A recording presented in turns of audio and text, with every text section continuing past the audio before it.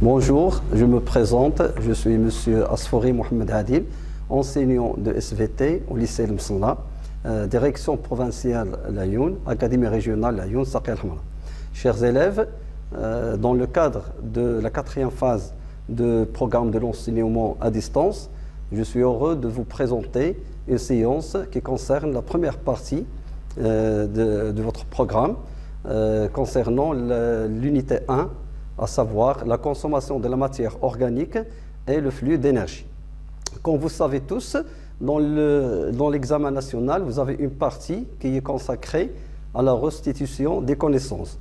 Donc, on va présenter un exercice qui présente un exemple de cette partie et on va voir comment on doit répondre à ces questions. Donc, comme vous voyez là, vous avez l'exemple de cette partie, restitution des connaissances. Donc, normalement, vous avez plusieurs questions. On va commencer par la première question. Pour chacune des propositions numérotées de 1 à 4, il y a une seule suggestion correcte. Donc, recopiez les couples 1, 2, 3, 4 et adressez à chaque numéro la lettre qui correspond à la suggestion correcte. Donc, c'est-à-dire vous avez dans cet exercice, dans cette question, vous avez 4 propositions, 1, 2, 3, 4, et pour chaque proposition, vous avez plusieurs choix. Vous devez choisir la réponse qui est juste. On va commencer par la première proposition. La fermentation lactique produit. Et vous avez 4 choix. Donc bien sûr, là, on parle de la fermentation lactique. On sait que la fermentation lactique, c'est la fermentation qui permet de produire l'acide lactique. Donc, on doit chercher la suggestion où nous avons l'acide lactique. Vous voyez là 2 suggestions, C et D. Donc on doit éliminer d'abord les 2 premières suggestions, car vous n'avez pas de l'acide lactique. Dans les 2 propositions qui restent, vous avez l'acide lactique, mais la proposition C, vous avez avec le CO2 et l'ATP, et la proposition D, vous avez avec l'ATP. Donc on sait que dans la fermentation lactique, nous n'avons pas la production de CO2, et donc on va éliminer la proposition C, on va garder la proposition D. Donc, pour la première question,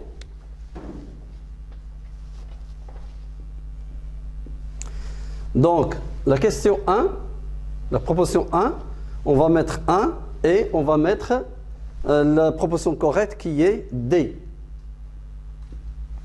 Donc, je rappelle que dans la fermentation lactique, nous avons la production de l'acide lactique et de l'ATP uniquement. Nous n'avons pas la production du CO2.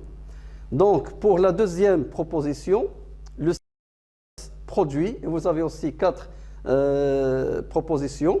Donc, on sait qu'au cours du cycle de Krebs, nous avons des réactions qui permettent de produire le NADH+, le FADH2. Donc, on les trouve dans les A, B et D. Donc, on va éliminer bien sûr la proposition C. Il nous reste maintenant les 3 propositions A, B et D. Donc, vous voyez que la proposition A, vous avez de l'acide pyruvique. On sait que les réactions du cycle de Krebs ne permettent pas de produire de l'acide pyruvique. On va éliminer la proposition A. Il nous reste maintenant les 2 propositions C et D. Donc, vous voyez là aussi, vous avez de l'acide pyruvique, la proposition C. Donc, on va éliminer aussi cette proposition. Donc, il nous reste la proposition D, c'est-à-dire le cycle de Krebs produit le NADH+, FADH2, ATP et CO2. Donc, on va mettre pour la question 2, on va mettre aussi la lettre D. Pour la 3e proposition, les filaments fins de la myofibrie sont formés de, et vous avez toujours 4 propositions. Donc, vous avez pour la proposition A et B et D, on vous donne la myosine. Et on sait que la myosine fait partie des filaments épais. Il ne fait pas partie des filaments fins. Donc, on va éliminer les propositions A, B et D. Et il nous reste la proposition C. Donc, les filaments fins de la myofibrie sont formés de l'actine, la troponine et la tropomyosinine. Donc, on va mettre pour la 3e proposition la lettre C. Pour la dernière proposition, numéro 4, la contraction musculaire. Donc, vous avez toujours 4 propositions. Donc, ce produit en absence de l'ATP et de l'oxygène nécessite des ions calcium et de l'ATP.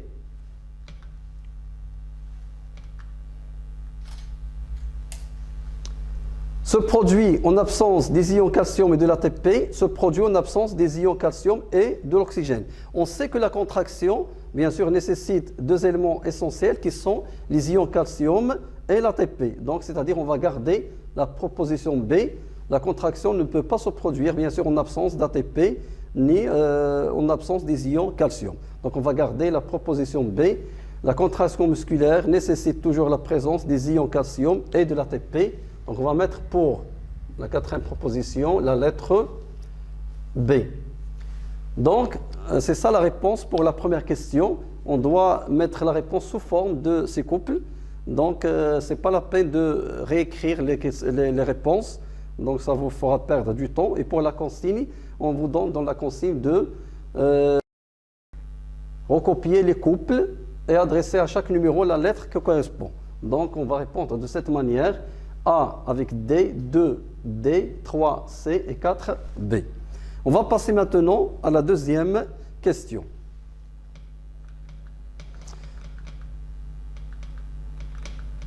Dans la deuxième question maintenant, vous avez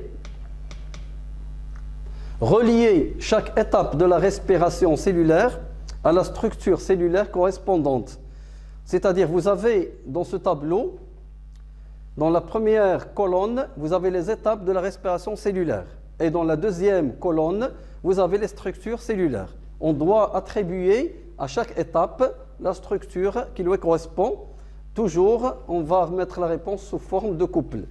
Donc, on va commencer par les étapes de la respiration. Vous avez la première étape qui est les réactions de la chaîne respiratoire.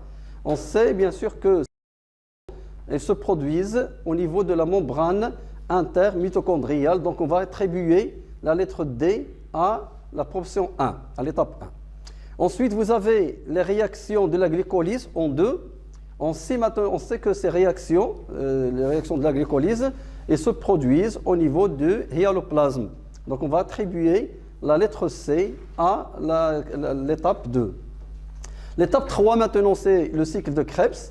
Et bien sûr, vous savez que le cycle de Krebs, il se produit au niveau de la matrice de la mitochondrie.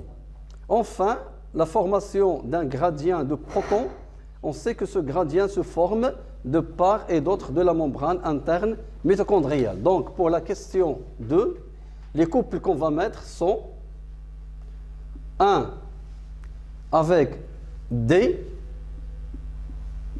2 C,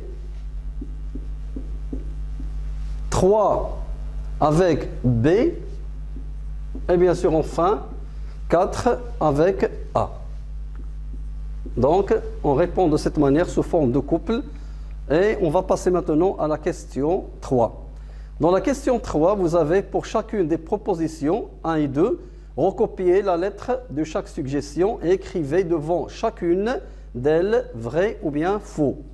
Donc vous avez la première suggestion, la première proposition, les réactions de la fermentation alcoolique. Et vous avez 4 suggestions.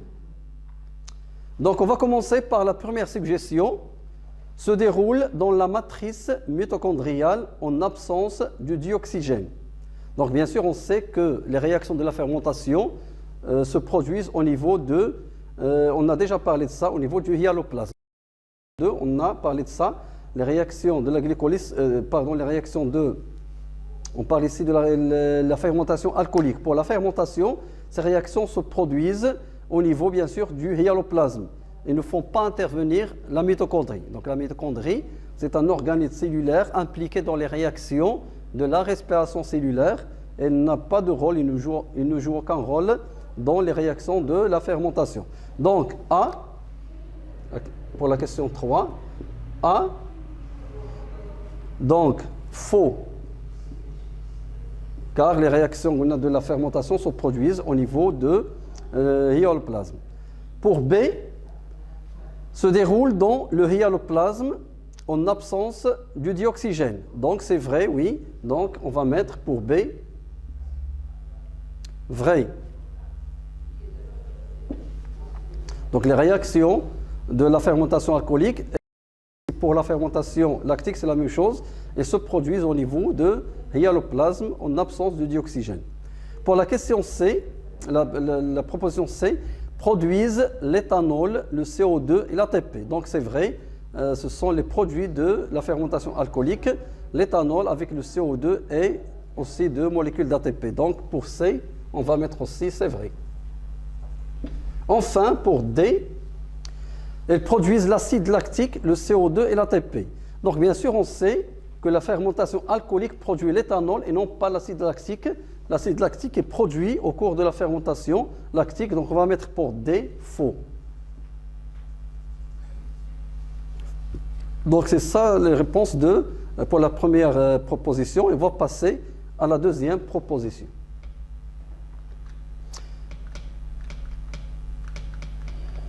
Donc, pour la première proposition, lors de l'action musculaire, on assiste à 1. On a toujours 4 suggestions. Donc, on va mettre petit 1 et maintenant petit 2, la deuxième proposition. Donc, lors de la contraction musculaire, on assiste à 1. A. Raccourcissement des bandes sombres sans changement de la longueur des bandes claires. Donc, vous avez vu que dans la contraction musculaire, nous avons un glissement des myofilaments. Et donc, ça permet le raccourcissement des bandes claires et non pas des bandes sombres. Donc, pour A, on va mettre faux, car les bandes sombres gardent leur dimension, ils ne raccourcissent pas. Ce sont les bandes claires qui sont raccourcies. Donc, on va trouver dans B la proposition juste. Donc, raccourcissement des bandes claires sans changement de la longueur des bandes sombres. Donc, c'est ça le mécanisme de la contraction. Donc on va mettre pour B, vrai. Pour la suggestion C, donc un rapprochement des deux stries Z avec raccourcissement de la zone H du sarcomère.